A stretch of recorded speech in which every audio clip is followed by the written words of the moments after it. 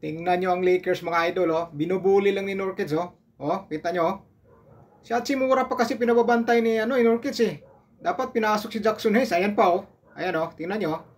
Wala, buling-buli sa loob, oh. Wala nagawa si Hachimura, oh. Kita nyo, oh. Yan. Pangalawa. May isa pa yan. Ayan pa. Wala, eh. Walang mangyayari sa Lakers pagka ganyan laging laruan. 3 beses na straight talo. Ayan, oh, binubuli lang sila ng mga Phoenix Suns player. Yung tira nila sa 3, wala, puro baldog. Si Lebron na ata nakapasok ng 2 at saka si Kenneth sa 1. Wala, binubuli sila, eh. Dapat ginawa ni Gigi Redick, pinasok si Jackson Hayes. Alam nila na buling-buli sila sa ilalim, eh. Kalaki-laki ni Nurkic, pinapabantay, maliit. Kevin Durant pa, walang walang sablay, pati si Kevin Booker. Lebron, wala na, medyo mabagal na talaga si Lebron na talagang pagka nagkakaedad na talaga, medyo na. Hirapan na si Lebron magbuhat ng team, hindi na kaya magbuhat.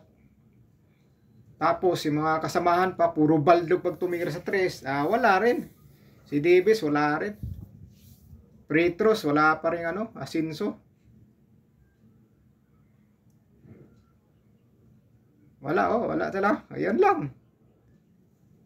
Pero grabe ang Phoenix Suns. Tira nila talagang pumapasok sa 3. Kevin Durant, ay sus, wala. Buling-buli.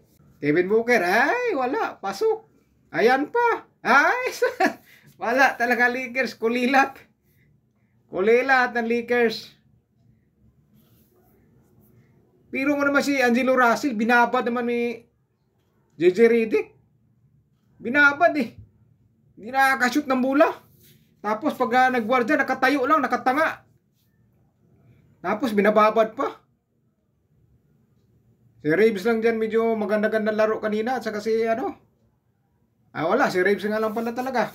Ayan, buling-buli, oh. Ayan, ay sus, wala.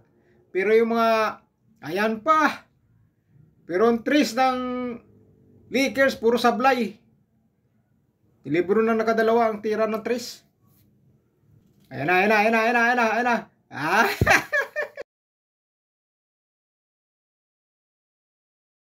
Ayan pa, ay sus. Ayan pa, tira mo, buling-buli, oh. Ay! Ayan pa, Bradley Beal. Wala. Ayan pa. Walang yan, nakakatawar pa rin, ha? Ayan pa. Wala talaga, dapat pinagsabay si Davis sa kasi Jackson Hayes, eh. At pinagsabay sila, umpisa pa lang. Ayan na, tambak, 27 points. Wala, sakit sa mata, mga Lakers player. Nakakadismaya. Talo.